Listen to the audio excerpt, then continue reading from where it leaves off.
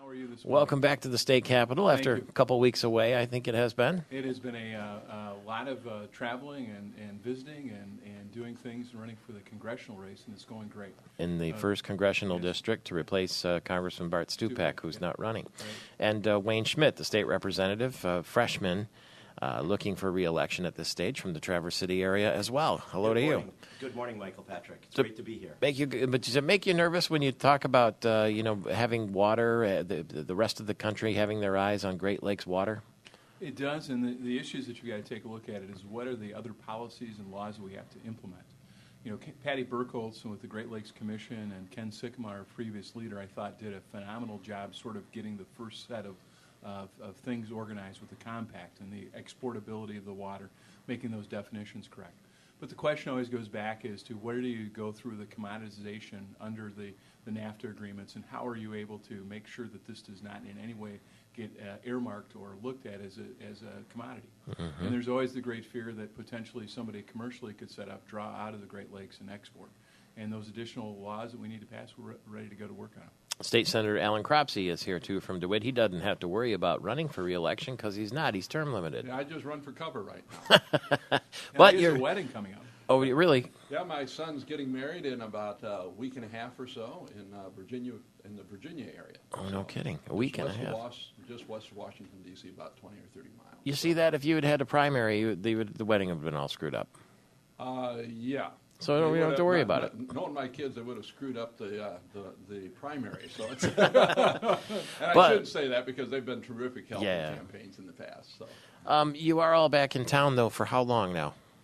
1 day. 1 day. This kind of seems kind of silly. I mean, you're out there. You got 13 days left till the primary. You're campaigning. You're out meeting the people in your districts, and you got to come back here for a day. Isn't there a better way to do that? Well, we've got to get an agreement on the budget. Mm-hmm. And Leader Bishop said that we would be back to work on this. Now, I don't know how much progress has been made because, you know, ultimately from what Al was telling us this morning, he serves on a Cropsey, they haven't gotten to a target level.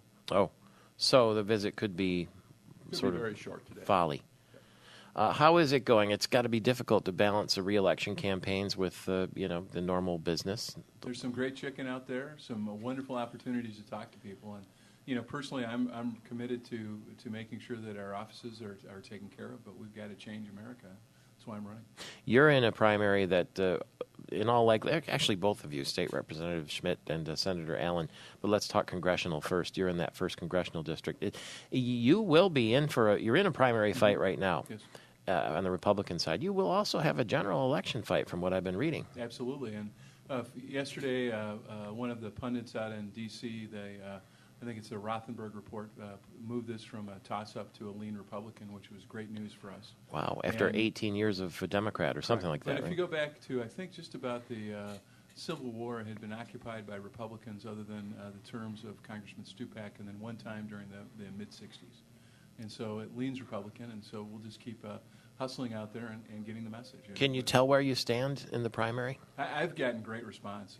We've been throughout northern Michigan, the Upper Peninsula, greeting people, traveling, getting our oil changed about every week. Al had the privilege of driving me last week, which we were all across the Upper Peninsula. Oh, that's nice. Northeast Michigan and then down to the Bay City area. That is just a humongous district. You know, we started out in Beaverton, knocked on doors, and we went up to Marquette, and then we came back down. We were in Pellston, and then Charlevoix, Alpena. Yeah, and Alpena. I mean, we were just, and it wasn't like it was just a circle. It was kind of like you go up, you come back, you go over, you go back. Yeah. I mean, went to the, there's just a lot of lakes up there, and they're great lakes, too.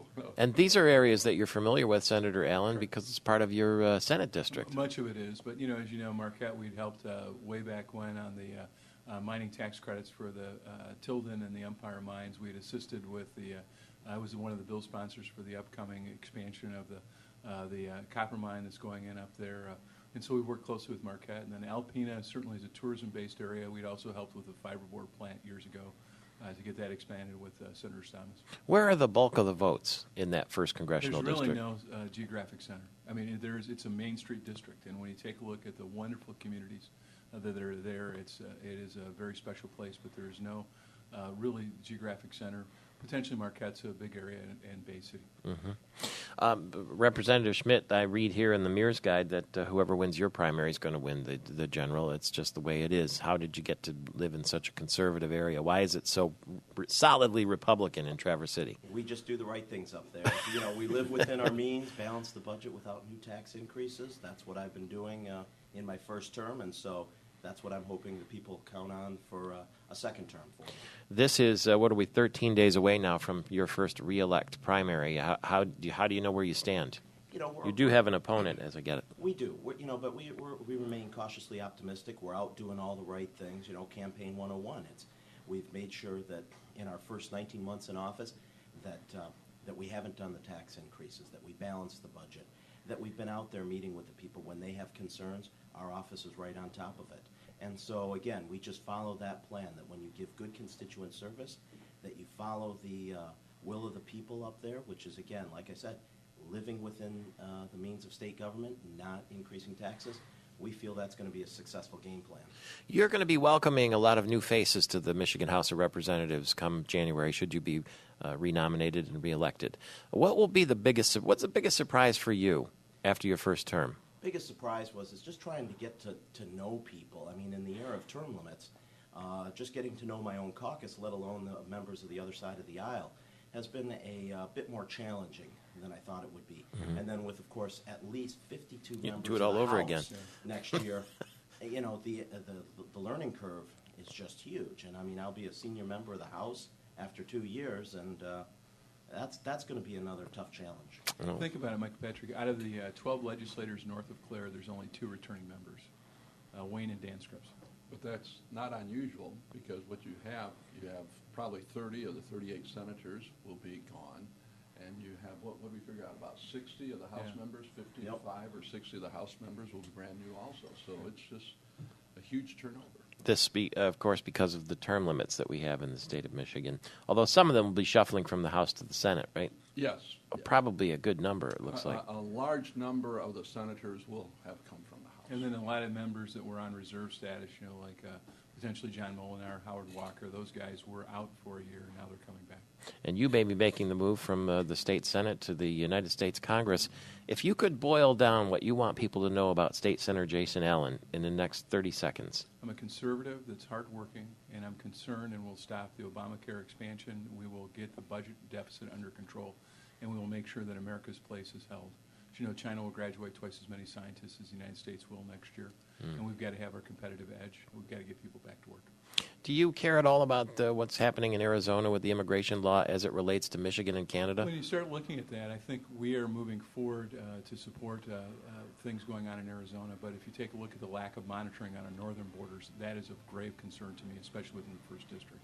He wants to bring his experience in the Michigan legislature to the United States House of Representatives in the 1st District. State Senator Jason Allen from northern Michigan, now we'll have to say, and State Representative Wayne Schmidt. And thank you, Senator Cropsey, too. Congratulations on the upcoming wedding. Well, thank you. Try not to cry.